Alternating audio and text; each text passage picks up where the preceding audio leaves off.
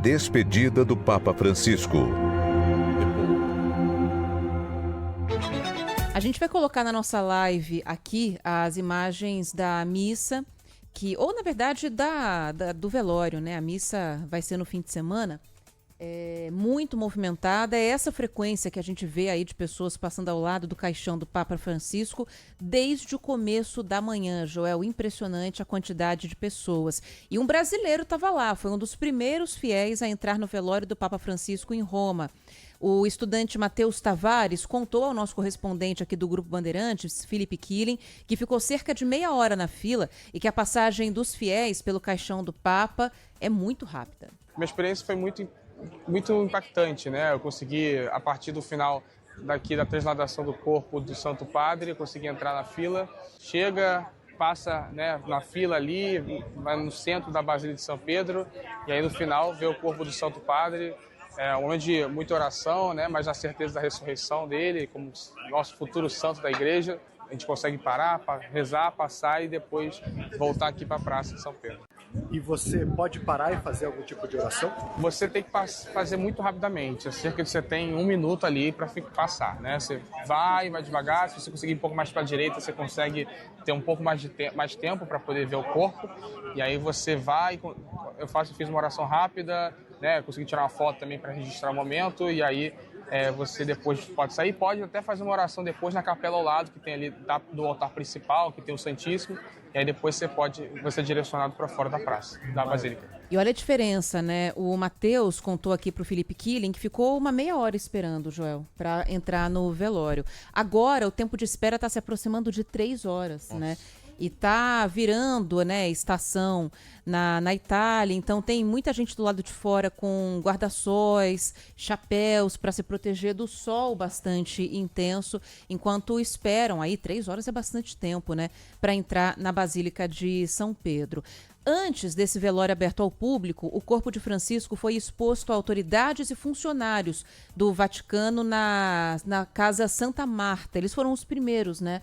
Inclusive os funcionários que lidavam diretamente com o Papa Francisco, o auxiliavam ali na morada dele. Então eles foram os primeiros a participar dessa despedida. E aí no começo da manhã, no horário de Brasília, esse caixão, né, onde está o corpo de Francisco, foi levado por uma procissão até a Basílica de São Pedro, onde uma multidão aguardava o começo do velório e recebeu o Santo Padre com aplausos.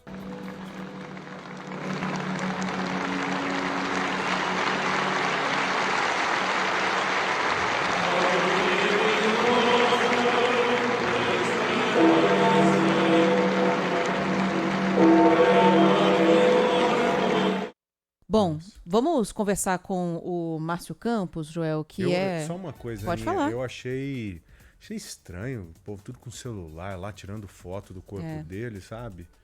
Achei esquisito isso. Eu acho que devia ser proibido, mas não quiseram cercear esse direito das pessoas, né? Deixaram pro bom senso que... Muito esquisito, achei bem esquisito.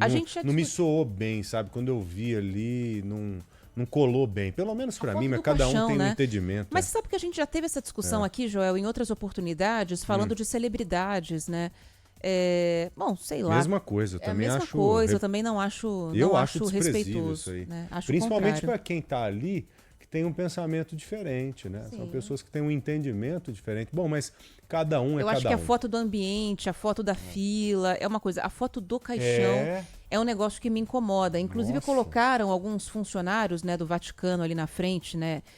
Do caixão para acelerar a dispersão dos fiéis. Então, você ouviu até o brasileiro que achei até muito falando. 1 minuto. 1 minuto é o tempo que você passa, é o que você leva ali. Você não pode parar e ficar 1 minuto. Você não pode parar. Bom. É mais ou menos 1 minuto. Chegou, entrou na fila, deu a volta, olhou É o contato visual que você tem ali. Isso, é mais ou menos 1 minuto. Mas me deu a impressão de ser até menos.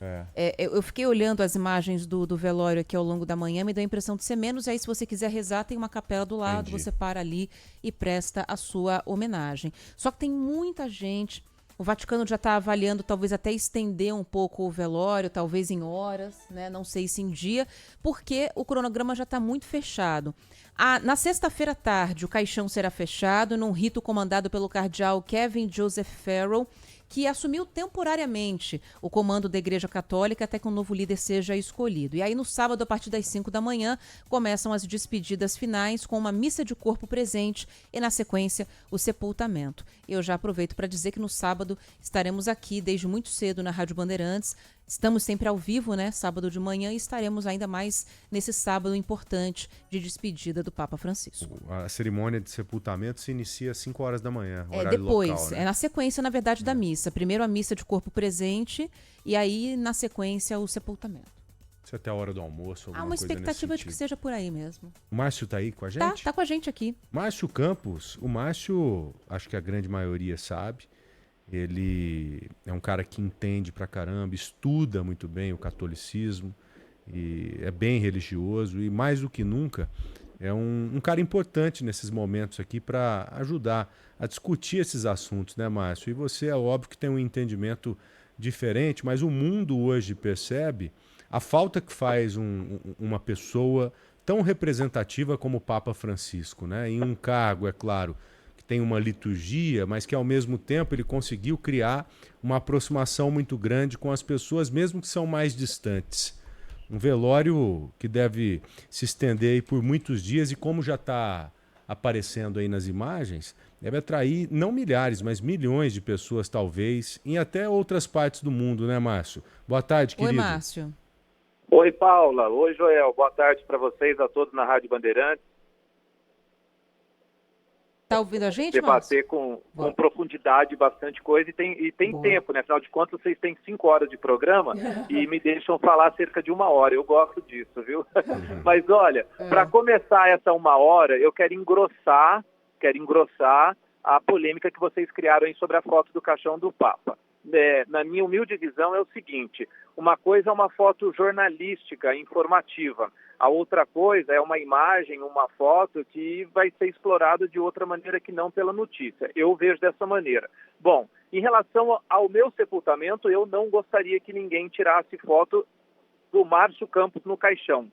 Eu peço para que ninguém tire foto do Márcio Campos no caixão, porque eu quero ser lembrado como o Márcio repórter, o Márcio vivo, o Márcio alegre.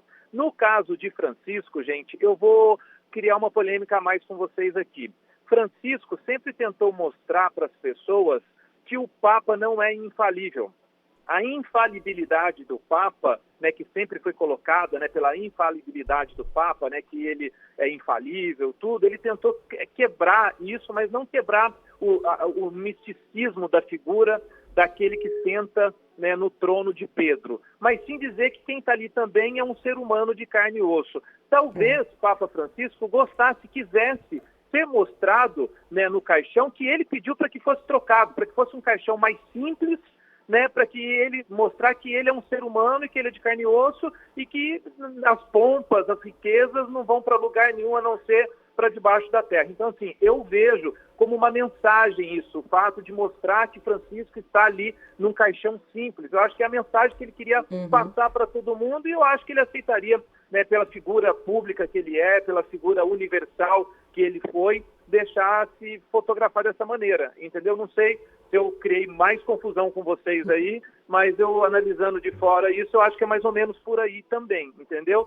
E outra coisa, o velório público, né, é um momento, apesar de a gente não querer que ninguém morra, mas os fiéis que vão até lá querem se despedir mesmo, porque Francisco, gente, era um Papa para ser sentido. Eu ouvi um teólogo, um pensador, eu não lembro, eu vou cometer a indelicadeza de não citar a fonte porque eu não estou lembrando. Eu ouvi uma vez uma frase, Paula e Joel, que é o seguinte: Papa João Paulo II era para ser visto.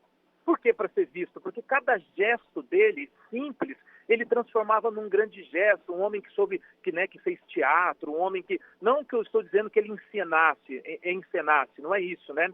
Mas um grande pensador disse isso, que o Papa João Paulo II era para ser visto, porque cada gesto dele era um grande gesto, por mais simples que fosse. O Papa Bento XVI era uma pessoa, né, um pensador, um filósofo, um teólogo, que era para ser ouvido.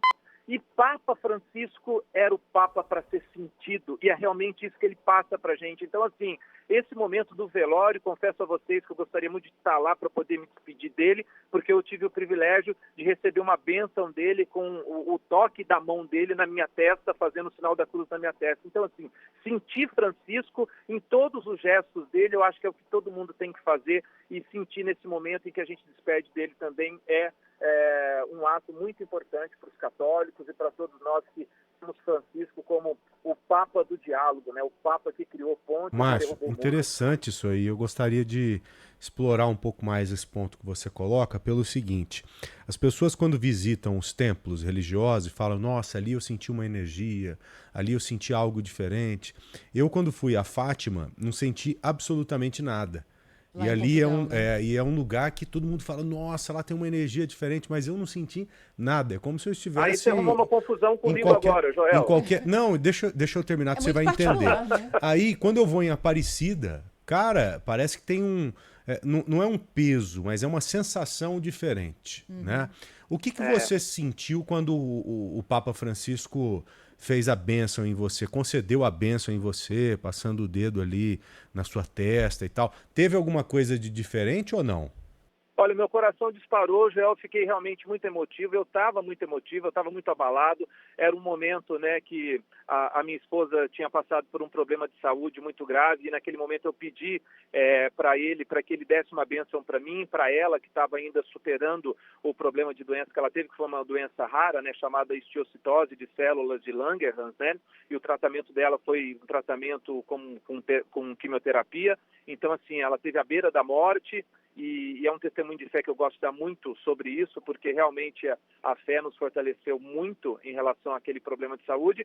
E aí eu pedi uma bênção para ele, gostaria que o senhor desse uma bênção para mim, para minha esposa que está doente e para minha família. E eu não imaginava que ele daria essa bênção encostando, né, o dedo, fazendo o sinal da cruz na minha testa. Eu achei que ele, de longe, né, porque tem uma história que a gente não pode tocar no Papa, né?